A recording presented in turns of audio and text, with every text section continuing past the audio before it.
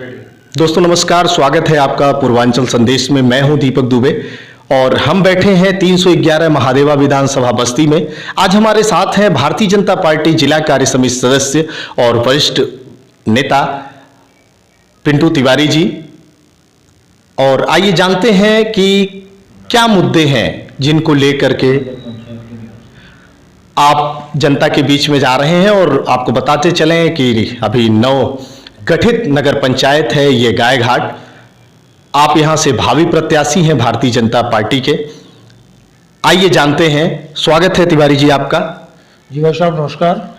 सबसे पहला सवाल आपसे तिवारी जी कि क्यों भारतीय जनता पार्टी को लोग वोट करें? भारतीय जनता पार्टी को वोट करने का एक उद्देश्य ये है कि इसमें राष्ट्र रक्षा, धर्म रक्षा और अंत्योदय के तहत जो एक योजना चलाई जाती है, अंतिम व्यक्ति का उदय। तो जब तक इस देश में, इस प्रदेश में अंतिम व्यक्ति का उदय नहीं होगा तब तक ये राष्ट्र जो है समृद्धशाली नहीं होगा। तो हमारी पार्टी उस उद्देश्य को लेकर चल रही है कि अंतिम व्यक्ति का उदय किया जाए, जिससे समानता आवे, सारे लोग अपने आत्मबल के भरोसे जो है समाज में निकले और करें और खाएं। इसके तहत इनकी नीतियों को देखते हुए हम लोग वोट मांग रहे हैं और यह राष्ट्र हित में है। जी, विपक्षी जो पार्टियां हैं आपकी आरोप लगाती हैं कि महंगाई बहुत बढ़ गई। 350 वाला सिलेंडर 1050 का हो गया। 75 रुपये लीटर वाला सरसों का तेल 200 रुपये लीटर हो गया। अब 200 रुपये की दिहाड़ी कमाने वाला 200 रुपये लीटर का सरसों का तेल कैसे खाएगा? तिवारी जी, महंगाई की मार तो बहुत पड़ी है, लोगों का कहना है। नहीं, आज के पहले भी जो लोग आज आरोप लगा रहे हैं, इनकी भी गवर्नमेंट थी यूपी में। क्या इन्होंने एक रेट सरकार बनते ही निर्धारित कर दिया, वो 5 साल था? ऐसा तो था नहीं। इनका भी हर साल रेट बढ़ता था। हर कोई भी सरकार आएगी रेट बढ़ेगा। जब किसान का उत्पादन कम होगा, मान लिया सरसों है, सरसों का उत्पादन हुआ 40 कुंटल हमारे आपके यहाँ, और उपयोग हमको करना है 60 कुंटल का, तो 20 कुंटल हम लोग खरीदना पड़ेगा। तो ऐसे में ये तो एक रोटेशन है। ये तो सारी सरकारों को झेलना है। सारी सरकारों में महंगाई बढ़ती है। सेम नेचर में ही महंगाई मेरे यहाँ भी बढ़ी है, भाजपा गवर्नमेंट में भी बढ़ी है। तो कहीं इसमें प्रश्न करने का तो कोई औचित्य नहीं है। ये भी कह रहे हैं महंगाई बढ़ा, तो महंगाई कौन रोक सकता है? जब उत्पादन कम होगा, आवश्यकताएं अधिक होंगी, तो रेट बढ़ेगा। तो इसमें कहीं ना तो किसी गलती नहीं है। बिल्कुल। लोग ये आरोप लगा रहे हैं, जो आपके विरोधी लोग हैं, कि इस सरकार में नेताओं की नहीं चली, लेकिन अधिकारियों ने बहुत माल काटा। कितनी सच्चाई है इसमें? नेताओं की, उन्हीं नेताओं की नहीं चली जो गलत कराते। मेरे यहाँ रवि शंकर विधायक हैं। इस व्यक्ति को आप कहीं भी देख लीजिए, सबके सामने है। 24 आप कहीं चौराहे पे दिन भर खड़े हो जाइए, शाम तक विधायक जी से मुलाकात आपकी हो जाएगी। सही पैरवी आपकी हो जाएगी, गलत पैरवी होगी नहीं। जिनकी गलत पैरवी नहीं हो रही है उनको ऐसा लगता है। आप मेरे विधानसभा की बात है, मैं विधानसभा का रहने वाला हूँ, महादेवा का एक विधायक है। छोटे से लेकर समान नजर से सबको देखने वाला व्यक्ति है। चाहे छोटे के यहाँ निमंत्रण हो, चाहे बड़े के यहाँ निमंत्रण हो, चाहे कोई छोटा व्यक्ति हो, चाहे कोई बड़ा व्यक्ति हो, व्यक्ति खड़ा होता है, सम्मान करता है, सबकी बात कहता है। हाँ, गलत लोगों का काम हो सकता है, ना कहते हो, ना होता हो, तो इसमें कोई गुनाह है? अच्छा, विरोधी और भी दुष्प्रचार कर रहे हैं कि विधायक जी ने 5 साल सिर्फ गेट बनवाया है। नहीं, क्या कहेंगे? विधायक जी ने गेट क्यों बनवाया है? गेट बनवाया है, पुल बनवाया है, 104 मीटर ग्रामीण, 104 किलोमीटर ग्रामीण सड़कें बनी है।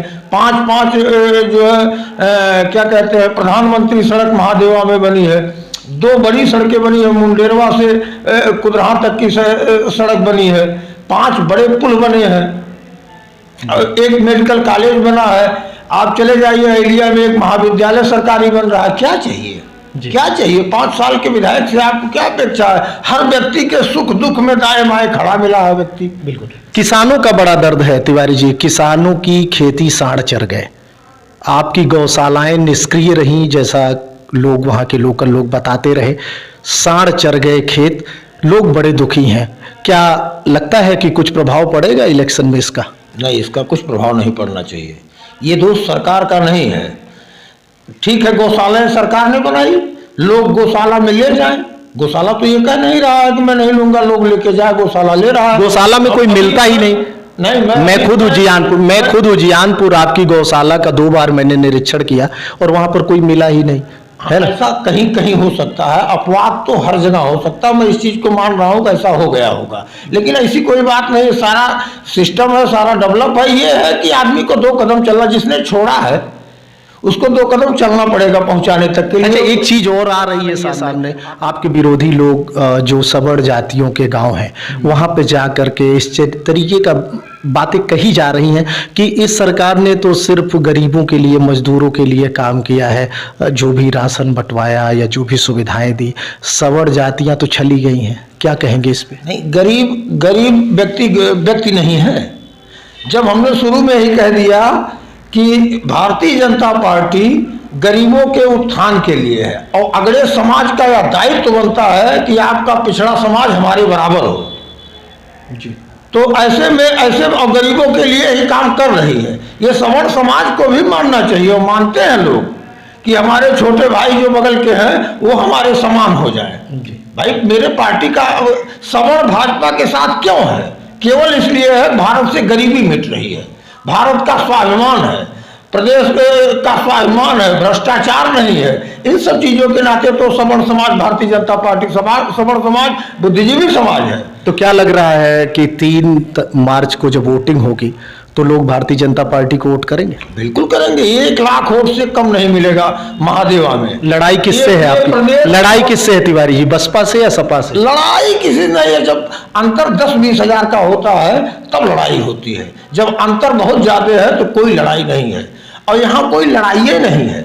मेरे प्रत्याशी पाने वाला कोई प्रत्याशी नहीं है।